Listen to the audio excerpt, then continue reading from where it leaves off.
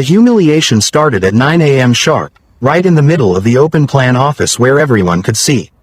Trent, my manager, slammed a thick stack of papers onto my desk, the sound echoing like a gunshot. "Look at him," Trent shouted, pointing a shaking finger at my face. "Arlo is watching YouTube again while the rest of you are drowning in spreadsheets." He kicked the leg of my chair, jarring my spine. I wasn't watching YouTube. I was watching a progress bar on my second monitor that read, "Task 99% complete." But Trent didn't care about completed tasks. He cared about the performance of misery. "I'm waiting for the data to compile, Trent," I said quietly, feeling the heat rise in my cheeks as my coworkers stared. "I don't pay you to wait," Trent spat. "I pay you to work. You are the laziest person on this floor, and I am sick of it." He slapped a document on top of the pile. It was a performance improvement plan, a PIP. In the corporate world, this was a death sentence. "Sign it," he demanded. "Sign it, or get out. If you can't handle the workload, we will find someone who can." The injustice burned in my throat like acid. I was the most productive employee they had, but because I didn't look frantic, I was being punished. I tried to defend myself. I picked up the PIP, my hands trembling slightly. "Trent, I'm not lazy. I automated the data entry. I wrote a Python script that handles the intake. That's why I have free time. I'm doing the work of 3 people." Trent cut me off with a scoff. "I don't want to hear your techno-babble excuses. I want to see you typing. I want to see you sweating." Monica, the senior analyst who sat across from me, let out a cruel little laugh. She was Trent's favorite because she spent half the day gossiping with him. "Maybe if you typed faster, Arlo, you wouldn't need to make up stories about scripts," she sneered. "We all work hard here. You should try it." I looked around the room. No one stood up for me. They were all too scared of Trent, or they resented me because I left on time every day while they stayed late. I realized then that they didn't value results. They valued the appearance of suffering. If I wasn't suffering, I wasn't working. I decided right then to stop explaining and start plotting. To teach me a lesson, Trent decided to increase the pressure. "Since you have so much free time," he announced loudly, "you can take over Monica's weekly reports, too." Monica's face lit up with malicious glee. She stood up and dumped a chaotic stack of unorganized invoices onto my desk. They slid onto the floor. "Oops," she smirked. "Have fun staying late, Arlo. Those need to be cross-referenced by tomorrow morning." It was at least 10 hours of manual work. Trent stood over me, arms crossed, waiting for me to break. I didn't break. I picked up the papers. I scanned them into the system using the scanner I had bought with my own money. Then, I fed the digital files into my script. I hit enter. I sat back and watched the progress bar. Processing. It took 10 minutes. The work was done, but I didn't tell them. I opened a blank Word document and randomly hit keys on my keyboard for the rest of the afternoon, pretending to type furiously just to get them off my back.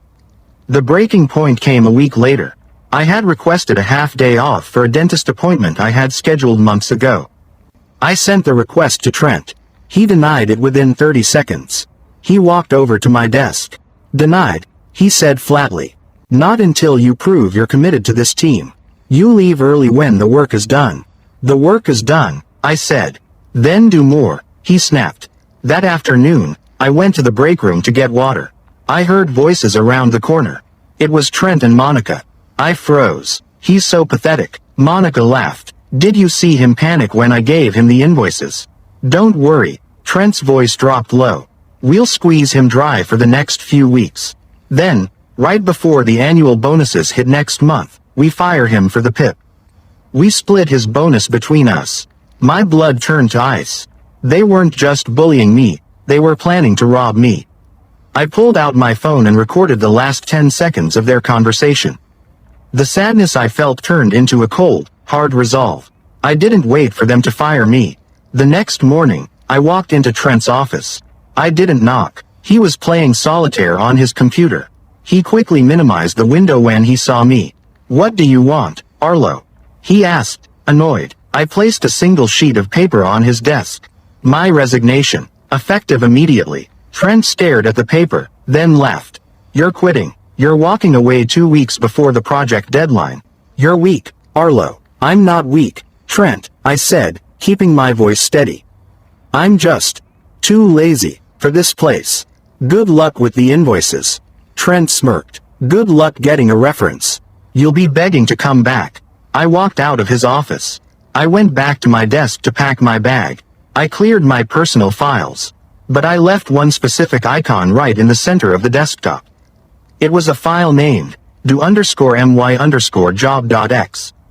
It was the only thing standing between them and disaster. Before I grabbed my bag, I did one last bit of coding. I opened the source code for my automation script, the tool that had been silently doing 90% of the department's work for the last year. I added a simple input command at the very beginning of the sequence. If password equals correct_password, abort.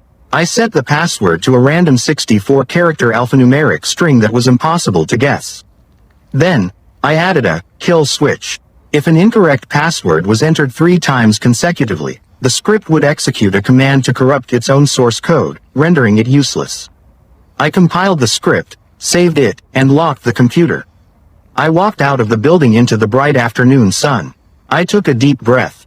For the first time in 2 years, I didn't feel the crushing weight of anxiety.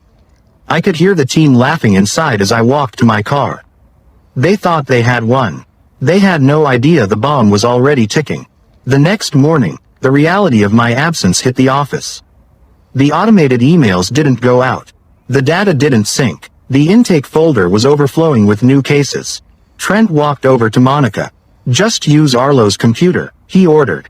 I saw a file on his desktop. He probably set up some macros. It can't be that hard. Monica rolled her chair over to my desk. She logged in using the admin override. She saw the icon. do_my_job.x. See, she laughed. He was so lazy he made a button for it. She double-clicked the icon. A black command terminal popped up on the screen with blinking green text. Enter password. Monica frowned. She typed, password, access denied, 2 attempts remaining. She paused. She typed, Arlo, access denied, 1 attempt remaining. She laughed nervously. He thinks he's a hacker. Trent, it's locked. Forget the script then. Trent shouted from his office. Just do the work manually.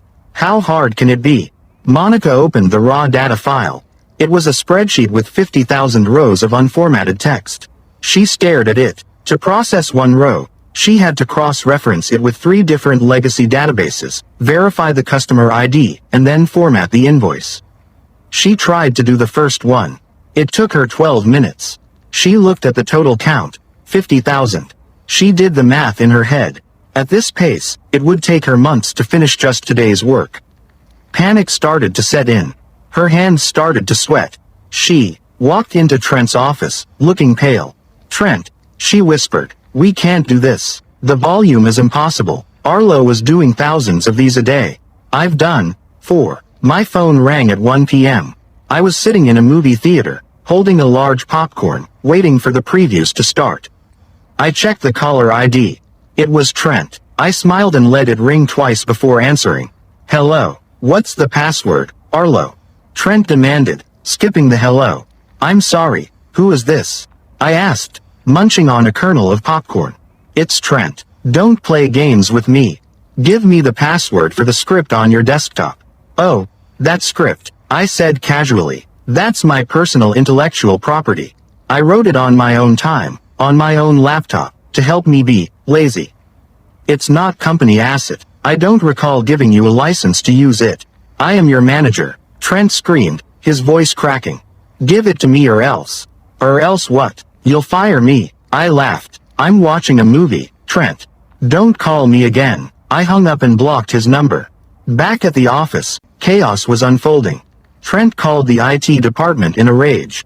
He demanded they crack the password. An IT technician named Dave came down to my desk. Dave was a nice guy. He knew I was the only one who understood Python. Dave looked at the file. He ran a few diagnostics. Trent, I can't open this, Dave said. It's a compiled executable. It's encrypted with SHA-256. I can't just crack it. It would take a supercomputer a million years.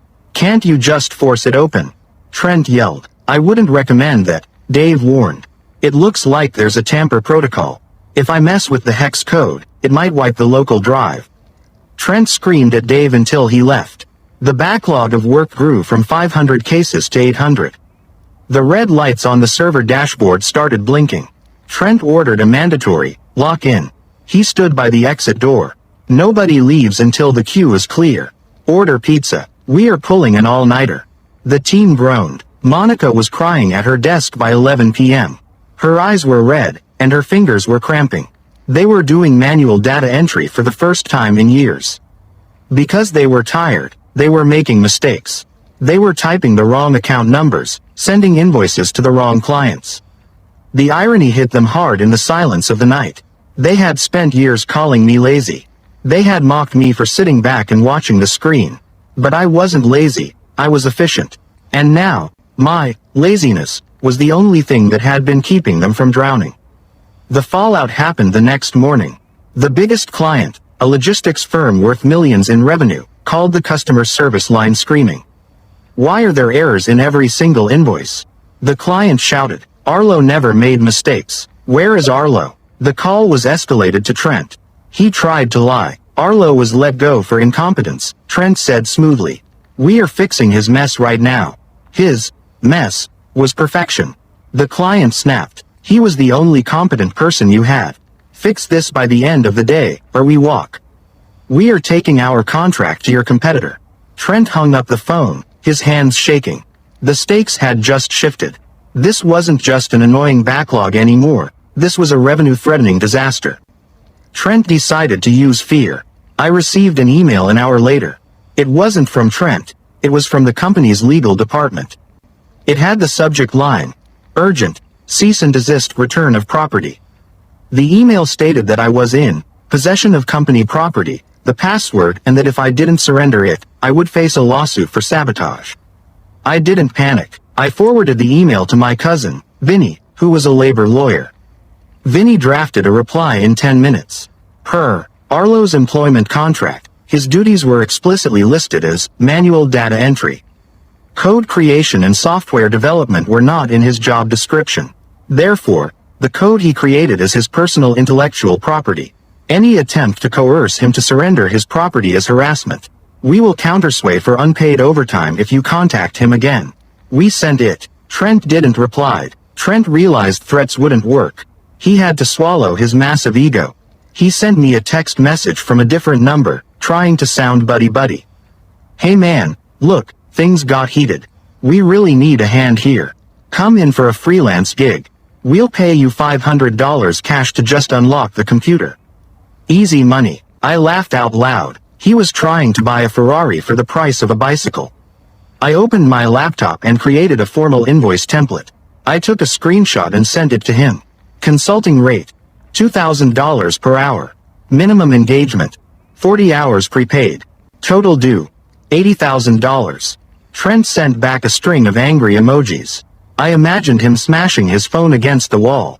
3 days passed. The team hadn't slept properly. They looked like zombies. The office smelled like stale pizza and despair. Monica finally snapped. She stood up, throwing a stack of papers into the air. I can't do this anymore. She screamed at Trent. You drove him away. You bullied him for months, and now we're paying for it. Sit down, Monica, Trent yelled back. No, she shouted. We all know he automated it. We all know you wanted his bonus. Hire him back, Trent, or I quit. And I'm taking the team with me. The other analysts stood up. It was a mutiny. They refused to touch another keyboard until the automation was restored. Trent looked at his team, then at the angry emails from clients. He was cornered. In a final act of desperation and stupidity, Trent sat down at my computer. He thought he could outsmart me. He thought he could guess the password. It's probably something stupid, he muttered. He had 2 attempts left from when Monica tried days ago.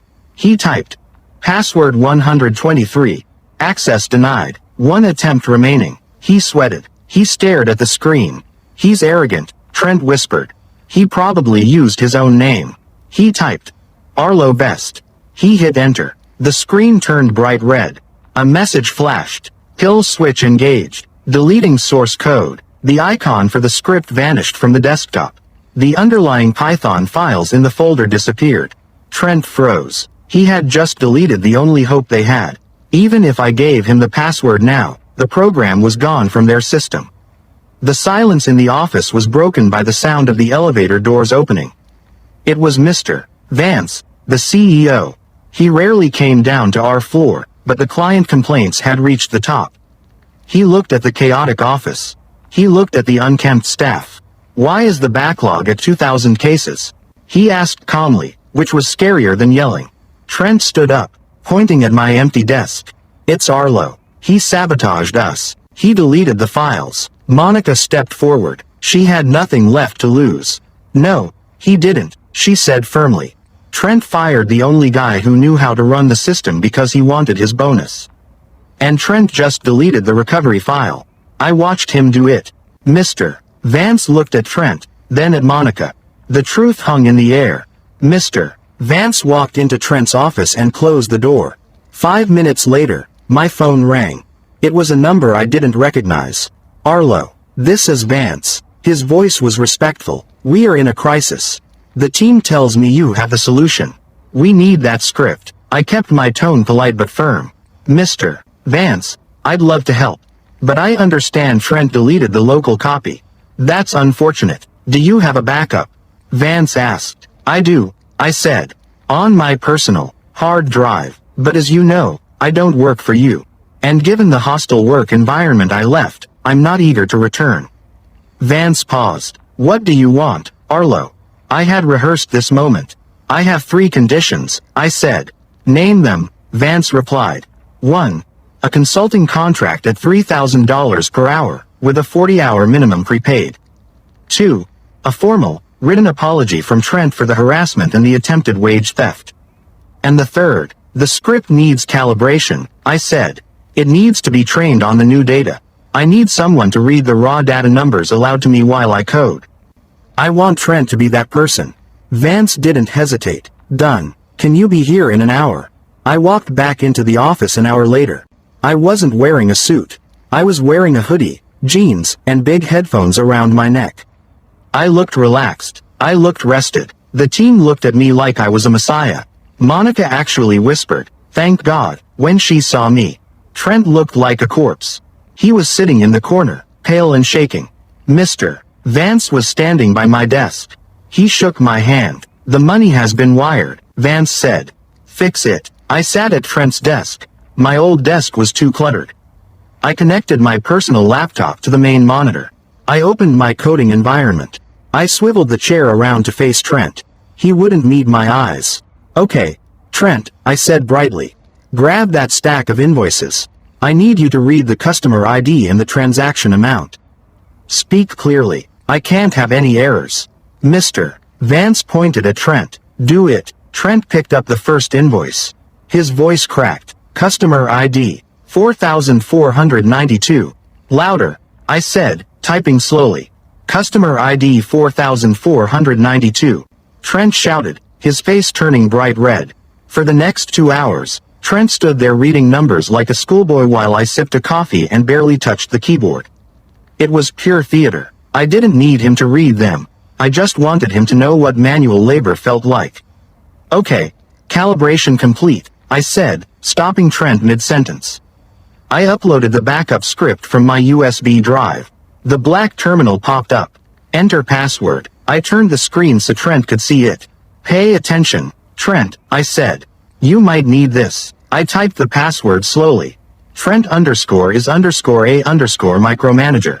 Trent's jaw dropped. His face turned a shade of purple I didn't know existed. Mr. Vance let out a short, sharp laugh. I hit enter. Access granted. The script roared to life.